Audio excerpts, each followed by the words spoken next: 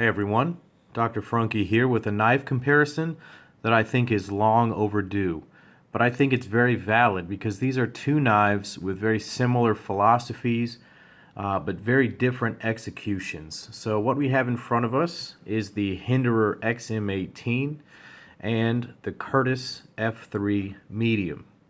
Now, there have been some comparisons in the past between these two knives. I think Jim Skelton had a great one a couple of years ago.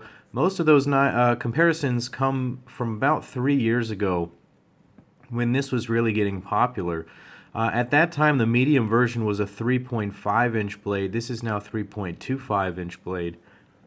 This is also a newer generation of Hinderer that's actually a fatty edition.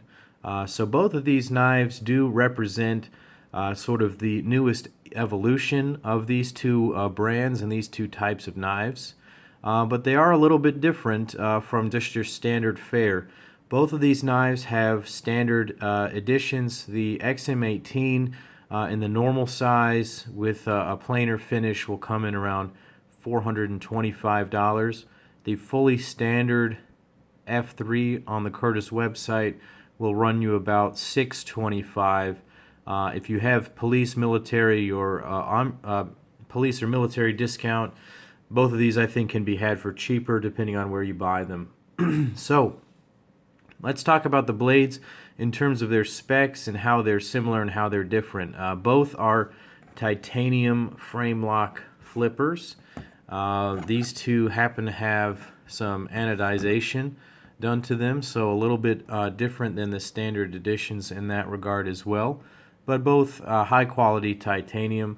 The Curtis comes with a flipper insert, a lock bar insert to protect it from wear. The Hinderer has no insert, but it has no lock stick or anything like that. It's very easy to use. So you're looking at an overall length of 8.25 on the Hinderer and 7.25 on the Curtis. The handles are 4.5 and 4.75 inches in size. The blades are a bit different, 3.5 inches here, 3.25 inches here.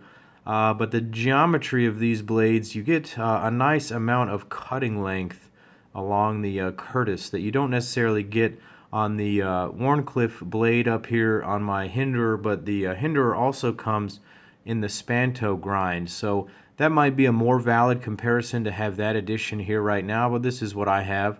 Hinderer really popularized the Spanto grind that you see here on the Curtis, but they have done it in their own way.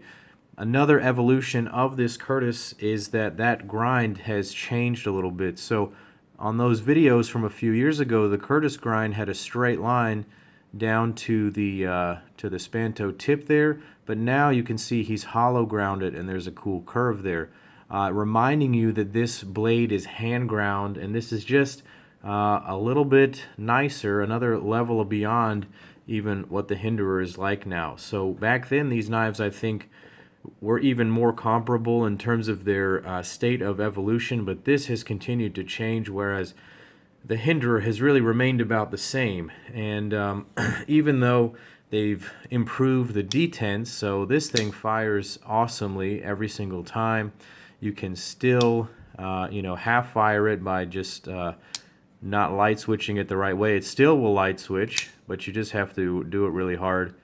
And it will push button really well also, but it still runs on Teflon washers. Now, a lot of people are not going to like the fact that it runs on Teflon still. Times are changing, the market is changing. There are so many knives available at that price point of that one is $475, that Teflon is going to start holding them back. Now, Dave Curtis has developed his own bearing system, which is awesome. I think that adds to the price a little bit, obviously, proprietary system, but it functions so well. It's so smooth. This one also has a detent that you can sort of half fire if you're not, paying attention, but if you give it a nice push, it's going to come out every single time. You really got to enjoy the fact that this has a more fun action to it. The action on the Hinderer is not bad. I mean, it still opens, but it's not very much fun. And to be honest, when we're getting into knives at this price point, $500 or more, part of the enjoyment is not just how well it cuts or functions, it's sort of how well it fills that sort of, I don't know, fidget toy need.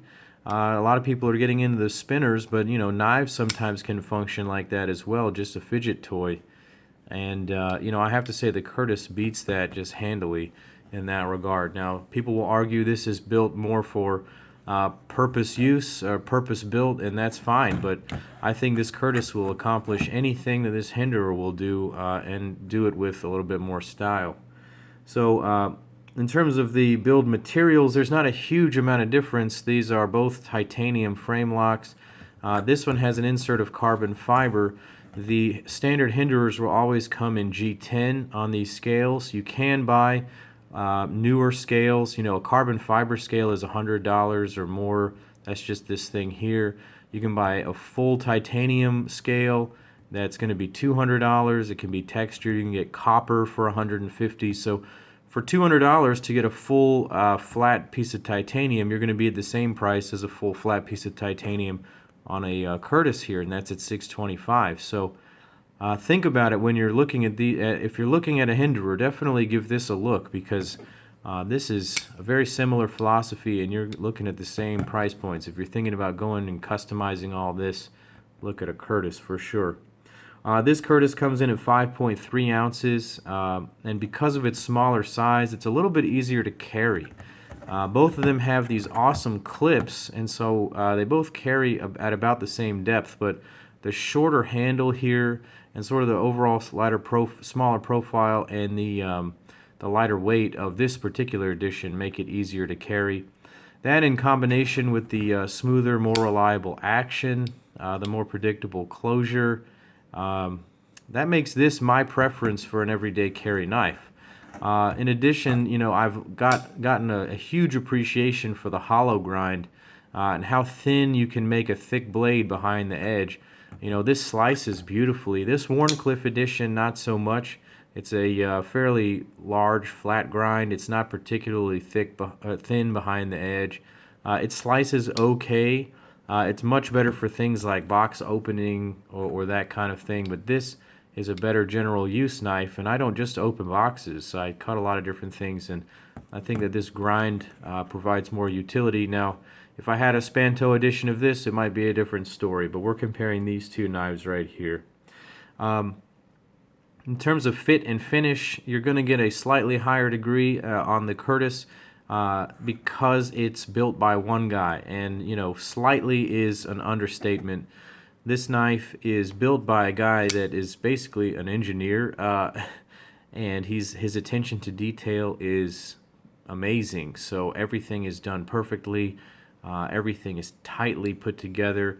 The F3 stands for fit, form, and function, or form, fit, and function, and really it just achieves all of those things beautifully and in a small package. I think that the Hinderer has a bit of looser tolerances, but everything does come together really nicely. It just doesn't feel quite the same. I don't know if it's those Teflon washers.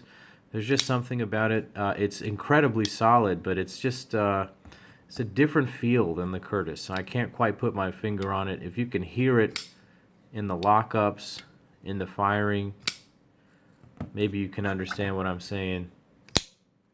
I don't know how to describe it exactly, but both of them, are super solid when you lock them up. There's absolutely no blade play. It's hard to describe that feeling. This feels a bit more like a vault when it's locked up. So if I was going to choose one, I would have to choose the Curtis. I don't know that it's a very fair fight, though, because what we're looking at is a $900 knife versus a $475 knife. So that in itself might just disqualify this particular knife, but I'll tell you, I've handled that plain, the standard edition.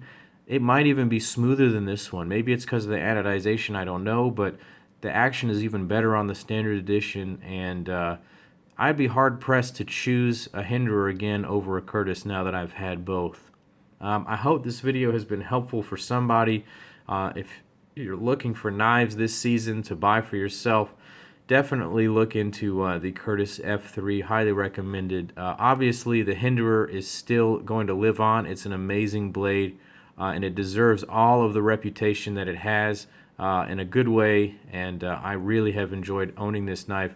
This knife is currently for sale right now. I'm going to keep moving on with my collection here, keep making more content for you guys. If you enjoy my videos, click like and subscribe. If you want to know more about these knives, ask some questions down below. Tell me which one you might prefer. If you think I'm crazy for paying that much money to get this Curtis as compared to just get a second Hinderer, tell me.